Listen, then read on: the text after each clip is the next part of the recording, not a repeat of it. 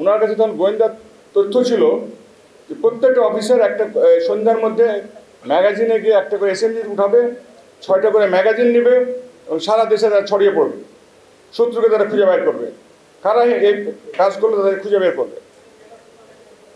তো আমি জেনারেল মঈন আমার সাথে পরে শেয়ার করলেন ওনার অফিসে আসার পরে, আমরা না সেটা আমরা হয়তো দিতে পারি না, এটা হলে হবে কি অফিসাররা একদিকে চলে যাবে, সৈনিকেরা একদিকে চলে যাবে, দেশের সেনাবাহিনী দেশের সাধারণ মানুষ আরেক দিকে চলে যাবে, দেশের ছিন্ন ভিন্ন হয়ে যাবে। জেনারেল মঈন আমাকে এটাও বললেন যে জোরহাটে একটা ইন্ডিয়ান প্যারা ব্রিগেড অপেক্ষা করতেছে, যে কোনো সময় তা ঢাকাতে আসতে পারে এবং আমাদের বর্তমান প্রধানমন্ত্রীকে হয়তো বা ওনারা উঠায় নিয়ে যাবেন। আমরা না সেটাও আমরা হয়তো দিব না।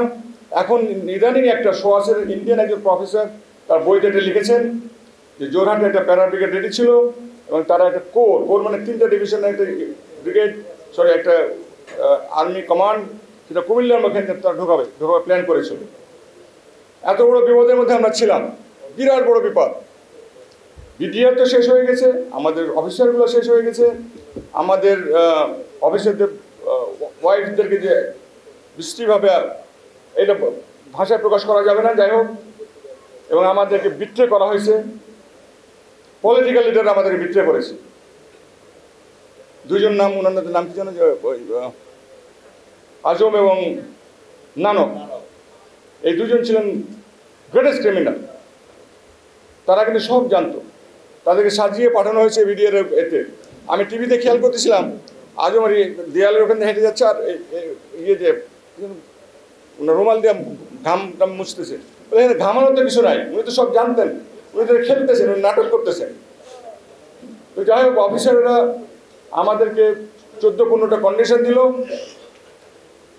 সেনাপ্রধানকে বললো যে আপনি প্রধানমন্ত্রীকে নিয়ে আসেন, প্রধানমন্ত্রী আমাদের সাথে কথা বলবে, ওনার সাথে কথা না বললে আমরা কোনো কথা শুনবো না, এবং আপনি একাই যাবেন না, আপনার সঙ্গে 3-4জন জেনারেলকে সঙ্গে করে নিয়ে যান। দাবি ছিল অনেকগুলো, প্রত্যেকটা ফ্যামিলিকে 1 কোটি করে টাকা দেওয়া হবে, একটা করে প্লট দেওয়া হবে, ন্যাশনাল লেভেলে ইনকোয়ারি হবে, এবং তাদের যে বেরিয়াল যেটা হবে সেখানে রাষ্ট্রীয় মর্যাদা করা হবে। জেট আমরা বিমান বাহিনীর বিমানও ওখানে ফ্লাই করাইছিলাম, সে অ্যারেঞ্জমেন্টগুলো করা হয়েছিল।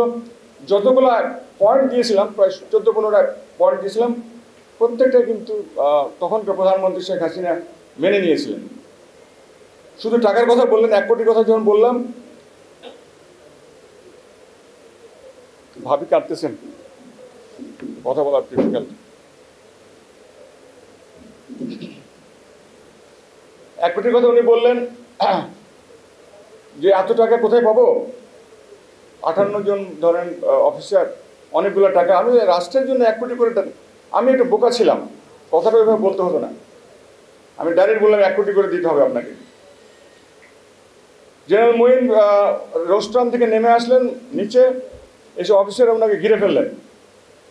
মেজর ক্যাপ্টেন মহিলা অফিসারও ছিল, ওনারা তার ইউনিফর্ম খোলা শুরু করলেন, র্যাঙ্ক খোলা শুরু করলেন।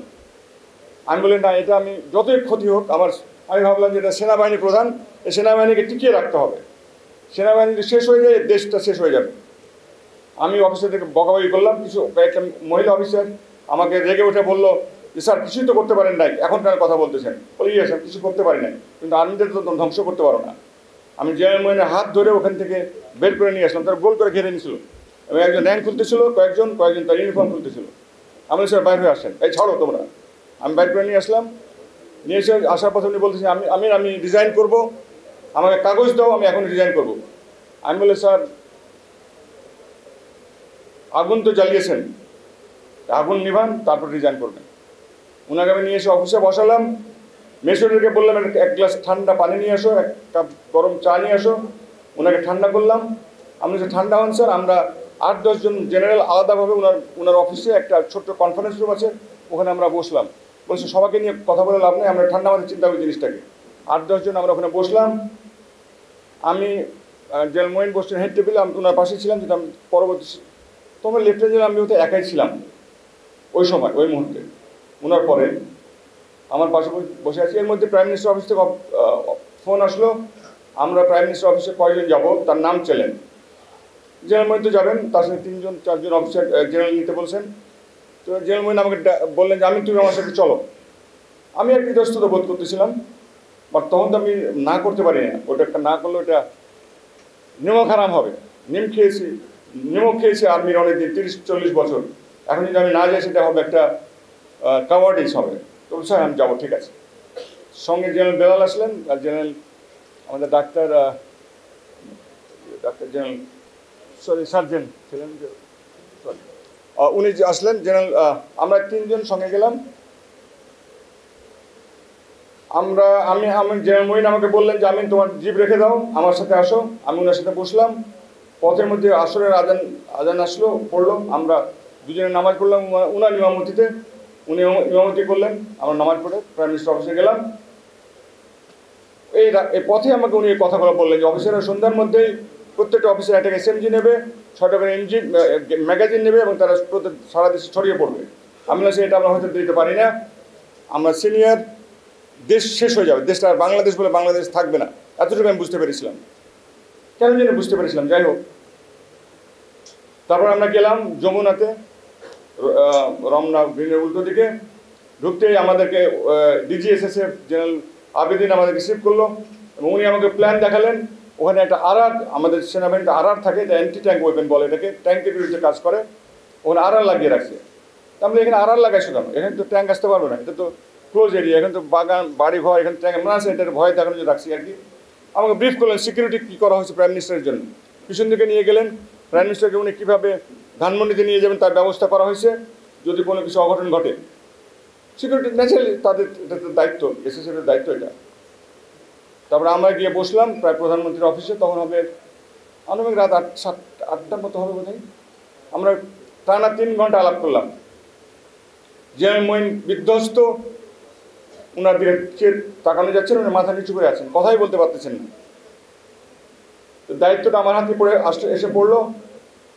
ওইখানে জেনারেল মুবিন ছিলেন, উনি PSO FD ছিলেন, DGNSI ছিলেন জেনারেল মুনির, DGFI ছিলেন জেনারেল মোল্লা ফজলে আকবর, জেনারেল তারিক ছিলেন, আমি ছিলাম, জেনারেল বেলাল ছিলেন, আর জেনারেল আমাদের সার্জেন্ট জেনারেল উনি ছিলেন। আমি একটা একটা করে পয়েন্ট বলতে থাকলাম। প্রথমে আমি প্রধানমন্ত্রীকে আমি বোকার মধ্যে কথাটা বলেছিলাম, প্রধানমন্ত্রী আপনি কেমন করে এই BDR এর 6-7 জন কিলারকে, মার্ডারারকে আপনার অফিসে নিয়ে আসছিলেন? ওই যে DAD যারা ছিল, বিপ্লব যারা করেছিল আর মানে হত্যাযজ্ঞের প্রধান ছিল যারা, এবার তাদেরকে শেরাটন থেকে আপনি খাবার নিয়ে এসে খাওয়াইছেন। আমি আসলে বুঝি না জিনিসটা, এটা তো খুব অফেন্সিভভাবে নিয়েছে তারা। বলে আরে এত বড় কথা, প্রধানমন্ত্রীকে চ্যালেঞ্জ করতেছে। আমি ম্যাডাম না, ওঠে না, কথা হলো আপনার নিচে তো DG আছে, সেক্রেটারি আছে, মন্ত্রী আছে, MP আছে, সেনাপ্রধান আছে, বিমান বাহিনীর প্রধান আছে, তারা কি করতেছে? আগে তারা করুক, তারপরে আপনার কাছে আসবে। এবং তাদের সব বেল খোলা, তারা আন্ডার অ্যারেস্ট। এই অবস্থায় আপনার অফিসে কীভাবে তারা আসলো, এবং শেরাটন থেকে কীভাবে খাওয়ালেন? আমি এই কথাটা বোকার মতো ডাইরেক্টলি বলেছিলাম, হয়তো বলাটা ভুল ছিল, আমার ল্যাঙ্গুয়েজের টোনটা বোধহয় ভুল ছিল। যাই হোক, তখন হুঁশ ছিল না, যা বলার বলেছি আর যাই হোক, what ever it is. But আমার কাছে সর্বাগ্রে চিন্তা লেগেছিল সেনাবাহিনীটাকে বাঁচাতে হবে, দেশটাকে বাঁচাতে হবে, এই কথাটা সবসময় চিন্তা করতেছিলাম। সেনাবাহিনীটাকে বাঁচাতে হবে, BDA তো শেষ হয়ে গেছে, এবং সে দেশটাকে, সেনাবাহিনীকে আমরা বলি সেন্টার অফ গ্র্যাভিটি, এটা আমরা মিলিটারি টার্ম। কোনো দেশে যদি সেন্টার অফ গ্র্যাভিটি নষ্ট হয়ে যায়, ওই দেশটা টিকে না। সেনাবাহিনী যদি নষ্ট হয়ে যায়, এটা জেনারেল জিয়াউর রহমানের দর্শন ছিল, সেনাবাহিনীর টার্গেট ছিল ইন্ডিয়ার সব সময়। সেনাবাহিনী ধ্বংস করতে বলে বাংলাদেশটাকে পর্যদস্ত করে দেওয়া যাবে। সব পয়েন্ট বলতে আমাদের রাত 12টা-1টা পর্যন্ত বেজে গেল। এর মধ্যে মোস্ট প্রবাবলি প্রণব বাবুর একটা ফোন আসলো। আমি বুঝতে পারলাম ফোনটা আমাদের সামনে না, উনি পাশের রুমে গিয়ে অ্যাটেন্ড করলেন, করে এসে বললেন যে আমাদের বর্ডার এখন সিকিউর, বর্ডারে কোনো সমস্যা হবে না। আমি এটা আশ্বস্ত পেয়েছি, কিন্তু কে ফোন করেছে ওটা বলেন নাই। বাট আমার ধারণা এটা ফোনটা প্রণব বাবুর থেকে আসছিল, এটা আমার ধারণা। আমার ধারণা ভুল হওয়ার কথা না, মনে হয়। তারপরে কথা হলো যে আপনাকে যেতে হবে, অফিসারদেরকে অ্যাড্রেস করতে হবে, এবং আপনার আশ্বস্ত পেলেই আমরা অফিসাররা বলে দিচ্ছি প্রধানমন্ত্রী এসে কথা না বললে আমরা এই ডেড বডিগুলোকে করতে দিব না, ব্যারিয়াল করতে দিব না। দাফন করতে দেবো না, এটা অফিসারদের কন্ডিশন ছিল, পূর্ব শর্ত ছিল। আমার বিরাট ব্যাপার, ডেড বডিগুলো সব 60টা ডেড বডি সিএমএইচে পড়ে আছে, এটা সহ্য করা যাচ্ছে না। তো তারপরে আপনাকে যেতে হবে। জেনারেল মঈন বলেন যে স্যার ম্যাডাম আপনি আজকেই চলেন না কালকেই চলেন। আমি না স্যার রাতে নেওয়া যাবে না, আমরা দুটো প্রেসিডেন্টকে মেরে ফেলেছি, আমার একটা দায়িত্ব বর্তায় গেল। এই দুর্দিনে আমাকে সেই ওনাকে সাহায্য করা বা এই দেশকে সাহায্য করা বা বিডিআরকে সাহায্য করা বা বাংলাদেশ সেনাবাহিনীকে সাহায্য করা বা বাংলাদেশ জাতিকে সাহায্য করা। উনি বললেন যে হ্যাঁ এই তো অবস্থা চলতেছে। একটু আমাকে উনি জিজ্ঞেস করলেন যে তুমি কি জানো শাকিল বেঁচে আছে কিনা? ভেরি ফানি, আমি কেমন করে জানবো? জানলে আপনি জানবেন। কিন্তু এটা কিন্তু আগের দিন ইন্ডিয়ান টিভিতে অলরেডি বলে দেওয়া হয়েছে যে শাকিল মারা গেছে। আমরা বিভিন্ন রকম খবর পাচ্ছিলাম, বাট আমি সেনাবাহিনী প্রধান থেকে ডাইরেক্ট কথাটা শুনতে চেয়েছিলাম। উনি বললেন যে তুমি কি জানো যে জেনারেল শাকিল মারা গেছে কিনা? যাই হোক, তারপরে 25, 26, 27 শুক্রবারের দিন, মোস্ট প্রবল 28 তারিখ কি 27 তারিখ হবে, উনি আমাদের ঢাকা এরিয়ার সমস্ত অফিসারকে ডাকলেন সেনা সদরের পিছনে আমাদের একটা বড় একটা অডিটোরিয়াম আছে। এটা কিন্তু ইতিহাস, আপনারা জেনে নেন, এই ইতিহাস আপনারা কোথাও এখন পর্যন্ত পাবেন না, পান নাই, আপনারা জানেন না। আমি একজন সাক্ষী, এখন জীবিত আছি। একদম এটা উঁচু লেভেলের ইতিহাস, উঁচু স্তরের ইতিহাস। কর্নেল হাসিনুর বা জেনারেল হাসান নাসির বা অনেকে অনেক কিছু বলে গেলেন ট্যাকটিক্যাল লেভেলে। আমি এটা প্রধানমন্ত্রীর সাথে আমাদের তখন 1-to-1 কথাবার্তা হচ্ছে। তো জেনারেল মঈন আসলেন বিকাল ঠিক জুম্মার, আমি নামাজ পড়ে বাসায় আসছি, খেতে বসছি, তখন আমি খবরটা পেলাম যে স্যার সেনাপ্রধান সকল অফিসারের সাথে কথা বলতে চান। বা এই ঢাকা এরিয়া, পুস্তকলা, গাজীপুর, সাভার ছাড়া সমস্ত এরিয়া অনেক অফিসার, প্রায় 1000-2000 অফিসার হবে তখন। হ্যাঁ, এরকম 1000-1500 অফিসার হবে, ইয়াং অফিসার সব, major, captain, lieutenant colonel maximum. আমরা বসলাম, আমি সব সামনের সারিতে ছিলাম। জেনারেল মঈন আসলেন, রোস্টামে দাঁড়ালেন, উনি বক্তৃতা দেওয়া শুরু করলেন। উনি যেমনই বলছেন আসসালামু আলাইকুম ভদ্র মহিলা যেমনি কথা বলছেন, অফিসার সব রা করে উঠলো। কেউ চেয়ার ছুঁড়ে মারতেছে, কেউ কাঁদতেছে, কেউ মারতেছে, মানে চিৎকার করতেছে, কথা বলতে দিবে না ওনাকে। ওনার কথা বলতেই দিল না ওনাকে। বলে আপনি কেন কথা বলবেন? আপনি তো আমাদের কিছু করেন নাই আমাদের জন্য, আমাদের অফিসারদের বাঁচাতে আপনারা আসেন নাই, আমার পোস্টকে তো আপনি বাঁচাতে আসেন নাই, আমার ইউনিট অফিসারকে তো বাঁচাতে আসেন নাই, আমার রুমমেটকে তো আপনি বাঁচাতে আসেন নাই, আমার প্লাটুন মেটকে তো আপনি বাঁচাতে আসেন নাই, আমার ইউনিট অফিসারকে তো আপনি বাঁচাতে কিছু করেন নাই। উনি আমার কিছু করার, উনি হয়তো বলার চেষ্টা করলে আমার কিছু করার ছিল না, এটা প্রধানমন্ত্রীর নির্দেশ ছিল। তো অফিসাররা মানতে নারাজ, কোনোই কথা শুনবেন, একদমই কথা শুনবেন। আমি পিছনে তাকাতে দেখি কি এটা কি সেনাবাহিনী? সেনাপ্রধান কথা বলতেছে। আমি একটু বিস্মিত হয়ে গেলাম, কর্তব্য বিমূঢ় হয়ে গেলাম, এটা কি হচ্ছে? আমি একটু বুঝতে পারতেছিলাম না জিনিসটা। তারপরে 2-1 অফিসার দাঁড়ালো, কিছু ব্রিগেডিয়ার লেভেলের ঠান্ডা করার চেষ্টা করা, অফিসার কোনো কথাই শুনতেছে না। জেনারেল মঈন আমাকে শেষ পর্যন্ত বলে আমি তুমি একটু মাইকটা নাও, একটু শান্ত করার চেষ্টা করো।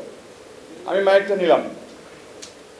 প্রথমে আমি অফিসারকে একটু রাগান্বিতভাবেই বললাম, তোমরা যদি এরকম শোরগোল করো তো দেশটা সর্বশান্ত হয়ে যাবে, দেশটা চলে যাবে।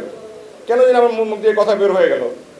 হয়তো আল্লাহ তাআলা বললো যে দেখো একটা বাহিনী নষ্ট হয়ে গেছে, বিডিআর শেষ হয়ে গেছে, শত্রু কিন্তু অপেক্ষা করতেছে